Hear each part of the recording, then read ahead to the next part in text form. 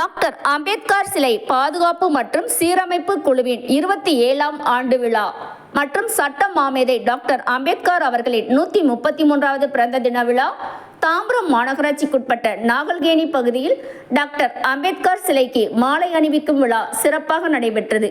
இதில் அனைவரையும் ஒருங்கிணைத்து சுரேஷ் அவர்கள் தலைமையேற்று நடத்தினார்.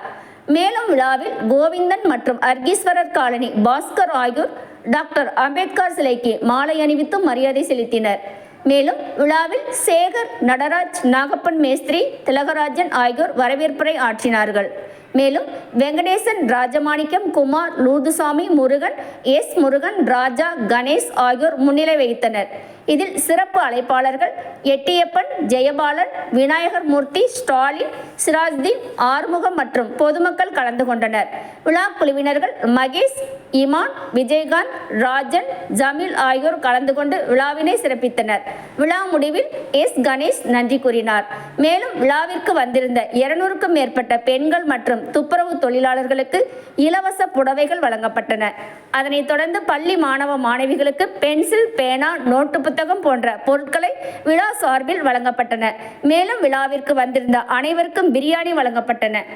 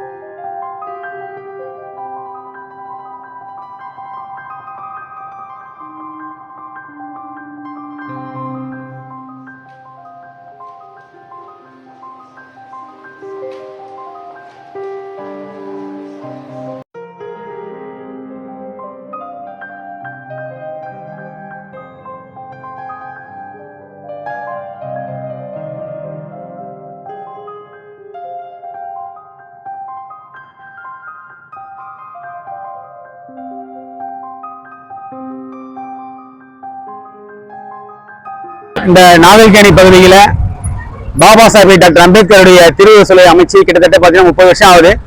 இந்த 30 வருஷமா இந்த விழாவை பொறுப்பேற்று தலைமையேற்று மிகவும் சிறப்பாக இங்கே இருக்கிற ஏழை மக்களுக்கெல்லாம் நல திட்ட உதவிகளையும் மாணவ மாணவர்களுக்கு அனைத்து உதவிகளையும் இந்த சிலை அமைப்பு குழு செய்துன்னு வராங்க.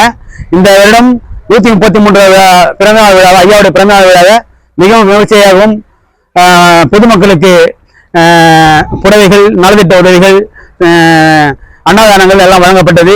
நிகழ்ச்சி மிகவும் சிறப்பாகவும் மனநிறைவோடும் இருந்தது. நன்றி, வணக்கம்.